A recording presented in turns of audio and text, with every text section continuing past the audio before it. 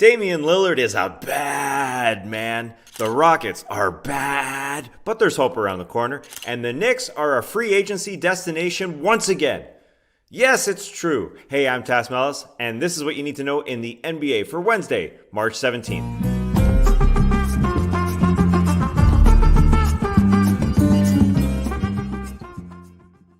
Good morning, everybody. Damian Lillard is an inspiration. Yeah, I woke up to see what he did, and I did at least 2 jumping jacks before jumping on the mic this morning. Another 50-point game for Damian Lillard in a win over New Orleans. He's tied with LeBron for 7th when it comes to the most 50-point games in NBA history. The comeback from 17 down with 6 minutes left was inspiring, but Dame, the person, is the more inspiring part. Make sure you check out his full interview with the TNT crew postgame. I was going to pull a clip from it for you, but the whole thing is worth listening to. If you have enough time to listen to me, you have enough time to listen to that 6-minute interview. This was kind of a quiet 50 points watching it this morning. He didn't force it in the fourth quarter. He just kind of took what came to him. He had only 20 shots in the game to get to 50 points. He was facilitating 10 assists, and he hit all 18 of his free throws. The Pelicans, on the other side, they're also an inspiration for a movie because they're just so all or nothing. They're interesting that way. Entering Tuesday, teams were 236-0 when leading by 17-plus points within the final 6 minutes of the game this season. Not anymore. That from ESPN stats and info. Zion said they stopped moving the ball. Yeah, watching it, they just thought it was over. And the only thing Damian Lillard can't do is make gray jerseys look good. I'm an easy mark for jerseys. I love all jerseys. This is probably one of the better gray ones, but I'm not behind it. I tried to wear gray to try and be cool like Damian Lillard this morning. LeBron James, always cool. He became the oldest player in NBA history to record back-to-back trip dubs. LA routed the Wolves. LeBron had 25, 12, and 12. Then he took to Twitter and he saw he was the oldest to do it. And he said, I'm 36. What is he saying? Is he saying I'm 36? That's not old. Or I'm 36. Whoa, I'm 36. Anyways, tell him, LeBron, 36 ain't that old. Utah, Boston. Utah Jazz got back on track, looking like their number 1 seeded selves versus the Celtics, beating Boston in a close one on TNT. Their 3 all-stars of Donovan Mitchell, Rudy Gobert, and Mike Conley all had a hand in closing it out. They know who they are.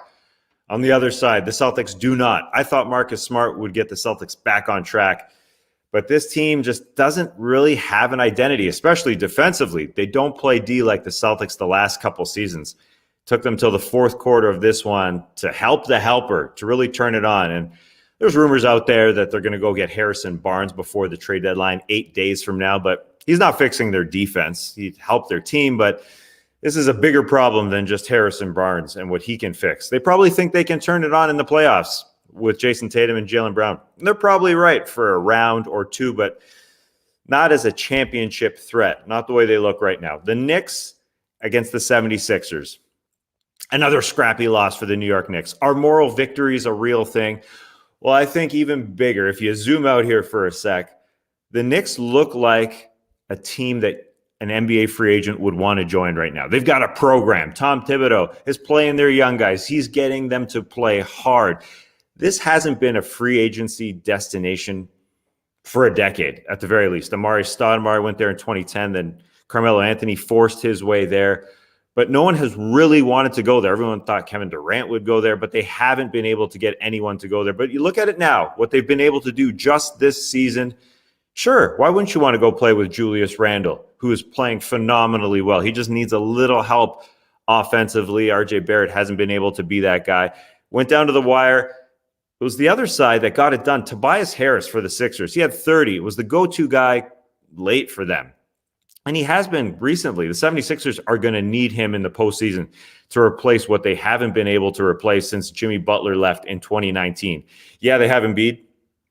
But they need a wing scorer as well. That's just the way it works in the NBA. Toby had 8 points to seal it down the stretch. Hopefully he can be that all-star self in the postseason that people have expected him to be.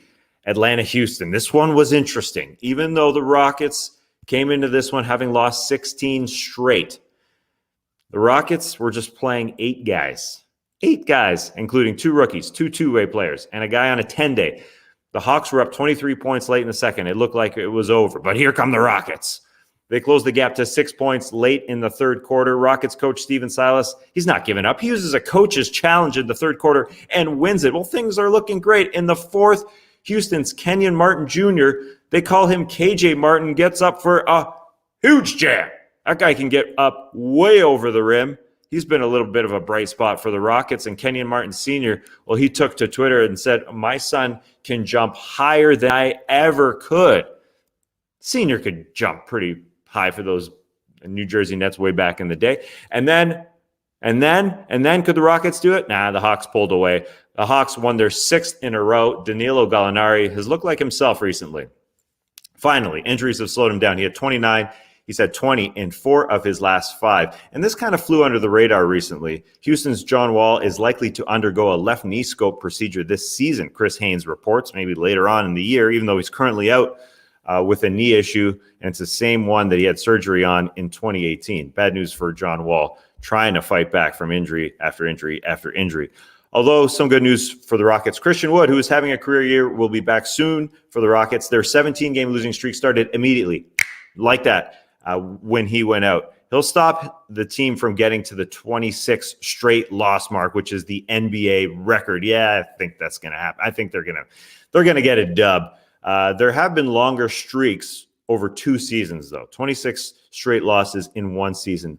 That's the record to me. 1 streak, 1 season. 1 streak, 1 season. You can't have a losing streak over 2 seasons. One final note from this one. Victor Oladipo turned down an extension a couple weeks ago from the Houston Rockets. Could he be traded 8 days away? I think there's a legitimate chance that they trade him. He's not part of their timeline, I don't think. OKC, Chicago. Rookie Aleksej Pokuševski coming off a career-high 23. You'd think he'd get a little respect from the Bulls broadcast, but no, they didn't even have an image for him in the opening lineups. And he played sort of invisible, just 4 points, although he had 8 boards. He's a 7-footer. Don't you forget that. You won't forget Lauri Markkanen's dunk, a huge one on Moses Brown. Woo! What did Brown do to you? As Stacey King said on the broadcast. Lauri Markkanen, this is a guy who also could be traded before the deadline in 8 days. Maybe not. It's like the housing market in Atlanta. Am I right, JD? Too many buyers and not enough sellers. Levine had 40 points for the Bulls in only 31 minutes. The last Bull to score 40 points in fewer than 32 minutes, Michael Jordan in 1993. He had 47. That's a lot of points. Last game to report on, Cleveland, Miami. Miami beat Cleveland. The Heat have won 11 of 12 and are in the East top 4 where they belong. The Heat got Bam Adebayo back. Jimmy Butler is back, leading this team with 28. The Cavs' Kevin Love sat with an injury after he returned recently. He won't be traded before the deadline, but the Cavs' Andre Drummond and JaVale McGee await their inevitable fate. That's it for me. I will be back tomorrow to give you the news as fast as I possibly can. Thank you for joining me live here on YouTube. To all the stream teamers, team streamers, stream team, team streamers. Make sure you check out the full No Dunks episode here on Wednesday. I'll see you tomorrow.